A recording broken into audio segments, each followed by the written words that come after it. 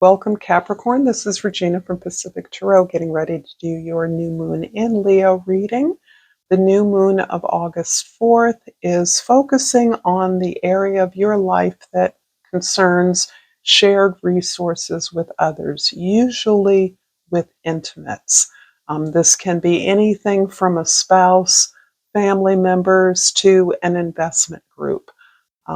Or a grieving circle. So let's clarify this, talk a little bit more about it. I'm so grateful to be here. I appreciate your presence and all the support that you give to me. So let's get started with your overall energy, the Knight of Swords. The Knight of Swords is a place of beyond observing, taking notes, checking out the landscape, listening to conversations, open up to new ideas. This is about pursuing your curiosity, allowing your curiosity about things that you believed were one way that you're beginning to see in a new light. This new light is about your desire to pursue a variety of truths, new information that is illuminating what you believe to be the constructs of your life, your reality. And you're willing to challenge those by exploring the terrain, exploring other ideas, being open to conversations and negotiations that entertain alternatives to the way that you believed things should be. And this absolutely is related to the way that you're sharing resources and entertaining ideas about moving forward in those groups of others. In the 10th house, your social identity, the way others see you, the Six of Wands. This continues to be about something that you intuitively do very well. You are committed to the team, you're committed to the organization, you're committed to the project. You understand that everyone has a part to play, and you are willing to see yourself as one uh, team member and to do the tasks that are assigned to you with the best intention possible. This is you showing up every day to do your best, putting your best foot forward in the mundane tasks that are required. But it is through your excellence of commitment, work ethic, that you are gaining recognition and success, not only for your part, but for the elevation of the team, the greater success of the project. And in so doing, you are appreciating deeply the recognition that you receive from your peers. This is what is meaningful to you. This not only allows you to be seen in a way that you often don't feel seen, but it also spurs other members of the team to recognize the model that you bring to the project, your extraordinary effort in making the project a success. In the first house, this is your perspective, your focus. Your intention is to create something that reflects you. You're really in a place of understanding that all of the skills you've accumulated in your experiences through your efforts are coming to bear on a singular project that expresses you and allows you to create the service, the gift, to build something that reflects this compendium of growth, this a multitude of skills that you are bringing together under one creative vision. This is about expressing yourself. The magician is ruled by Mercury, and for those with strong Mercuries, this is a place where your purpose is being galvanized through this project. This is your way of communicating to the world what you have to offer, the wisdom you have accumulated. In the fourth house being your foundation, your roots, your family, In some cases, this can be your history. The Eight of Wands is the amount of swift action, activity, communication, offers that you are receiving in this area of your life. Something about your domestic environment in some cases. This can be the way in which you work from and out of your home is shifting, is opening up, is you are inviting energies in that are helping you to sort through and have a major impact in this particular area of your house. This is particularly relevant to those of you that, like many of us, live in some form of cooperative or collective living in an actively engaged community, that forces are bringing together a lot of opportunities for progress, for improvement.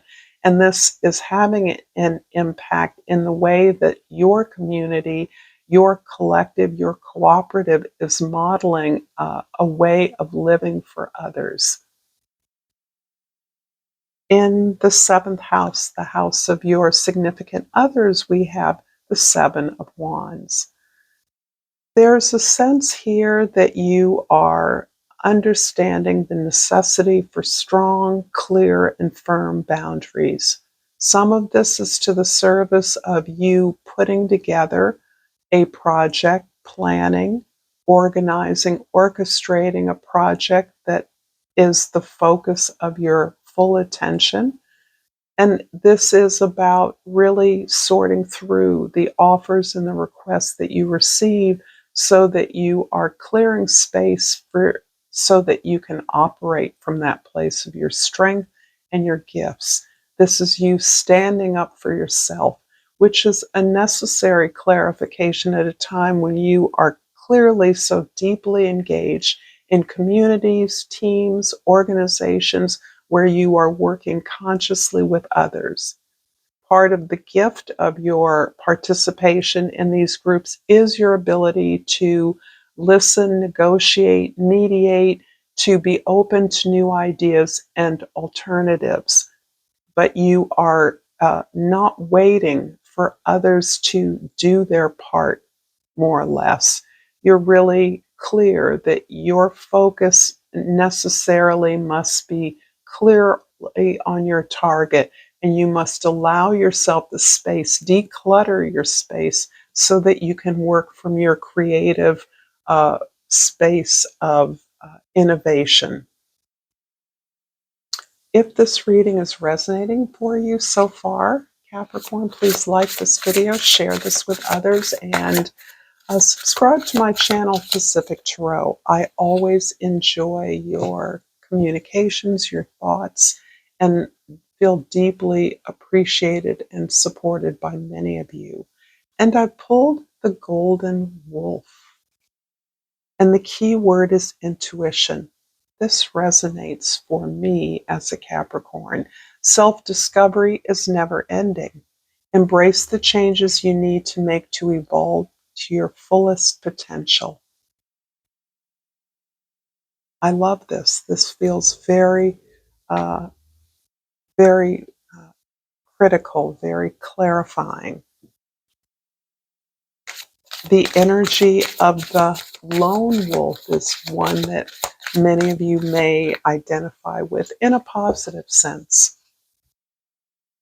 And from the Hummingbird Oracle, I have pulled Mother's Love. You're being wrapped in loving wings of comfort and protection. I love this. Very beautiful. Interesting, because often Capricorns are thought of as parents, benevolent parents, quite often patriarchs, but in this case as well, that nurturing, loving energy can be seen as maternal as well. I'm going to clarify the Magician in the first house with the Ten of Jades in the second house and the Five of Cups in the third house. The Ten of Jades is, as you might be well familiar with, your attempt to build legacy. And this is precisely the energy of the Magician, this desire to exhibit a creative will to express yourself through your gifts. Naturally, the legacy, the Ten of Pentacles, revolves around your ability to recognize your tremendous privilege, your tremendous abundance, not at all related to the amount of money you have or the possessions you may have, but more about the sense of participating, having access to resources in the universe that you're now in a position to share, to pass on, to create access, to give back to others who can similarly benefit as have you. This is directly about this collective experience, participating in new forms of living, of working, of loving, that is about a generosity that you have come to experience through your life that is available to you. Whatever you've created can be shared. And this is exactly the focus of your creative energies at this time. The Five of Cups is describing the way in which you are allowing yourself to experience your uh, uh, sense of failure, disappointment, or heartaches from the past. There is a sense that you understand the thread of knowledge, self knowledge you've gained through learning from experiences of disappointment and having taken responsibility for those to some extent, so that you now are in a space of gratitude, recognizing that what you have left is a deeper connection to yourself, to your potential, and thus the pursuit of your dreams. And this is what you have. This is the basis of your connection with others, as you're showing me a very community focused, cooperative life where alternatives that are more sustainable in our current and future world are the focus of your activities. In the fourth house, the Eight of Wands is clarified by the Six of Staff in the fifth house and the Eight of Cups in the sixth house. The Six of Staffs is necessarily a repeat with your midheaven energy. This is the highest energy in your current chart, in your sky. This is about your commitment to the team, to the collective, to your community, to being a team player, to disbanding, dispelling any notion of hierarchy and really accepting people on the basis of their strengths as you participate in your activities on the basis of what you do best. And as a result of that, you are engaged in true collaboration in which you find visibility, recognition, acknowledgement from your teammates, your neighbors, your peers, your collaborators in a way that really fills you with a sense of not only humility, but gratitude and a positive contribution to the success of the project or the team that you're working on. The Eight of Cups is about your understanding that you are gaining, have gained all the information, all the support that you can from your current situation, and that you're gathering up, you're thinking about, you're intending to move on to a more significant challenge. This can be moving away from this particular environment. This can be elevating this particular environment to a new place. But you have gained the courage to uh, step out, step up to a place of the deeper significance in your life. The Seven of Wands in the seventh house is clarified by the Lord of Cups in the eighth house and the Temperance in the ninth house. The Lord of Cups is beautiful, as there are a couple of cups in your reading. But this is really about the way that you now find the greatest value in sharing with others. This is coming from a place of your deepest vulnerability. In other words, your experiences of loss, of challenge, of uh, not having, of poverty, are actually what help to inform your ability to support others, to bring ideas, to uh, validate the moves, the gestures, the actions you're taking in concert with others that are elevating your experience to a level that perhaps was you could not have imagined you would find through the engagement that you're currently involved in. Again, this is, I see you in community with groups of people in conversation, negotiating, mediating, the energies of others, but understanding it is the experience of vulnerability that motivates and fuels your desire for wholeness, for support, to give support and to be in a place of safety where that support is freely exchanged. In the ninth house, we have the Temperance card. And this is showing me about a lifelong experience of learning and sharing what you know. This is resonating with the ability to commit to the team as a source of lessons, as a source of growth, as a source of learning, sharing what you're learning, and elevating the community in the process of doing so. You recognize that as you learn from others, others learn from you. A simple enough lesson, but one that is about your experience of life, that the ability to keep going and growing is what the stuff of life is. I am, forgive me, I moved to a Bob Dylan quote, those not busy being born are busy dying.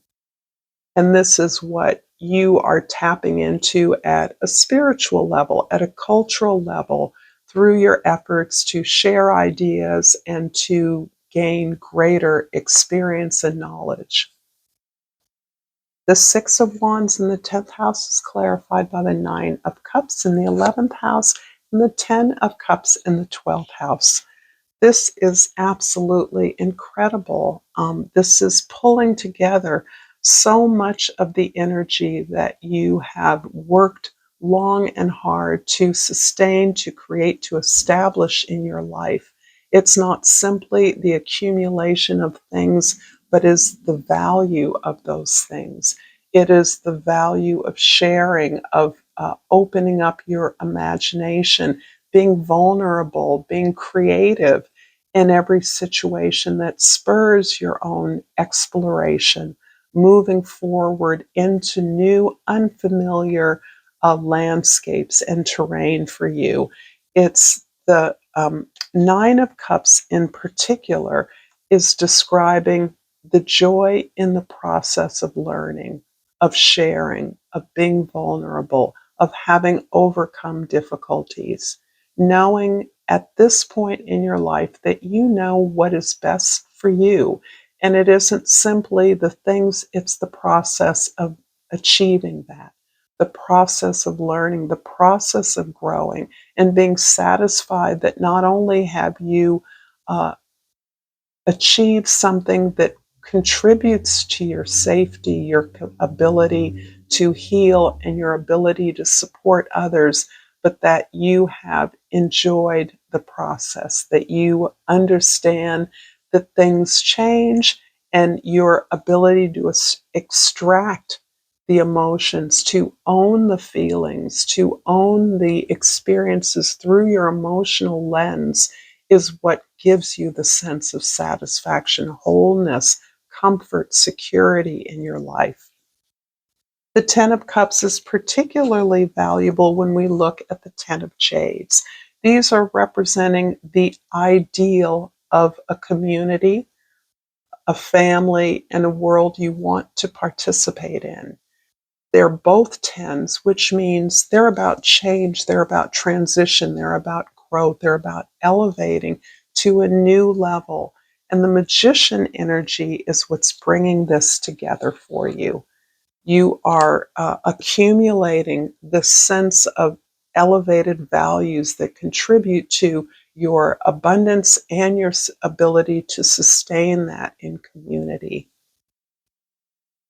I'm going to stop talking and pull a yogic path oracle and hope that some of this has been helpful to you. I pulled the Sita card, and I'm going to look that up in the beautiful guidebook of Sahara Roses.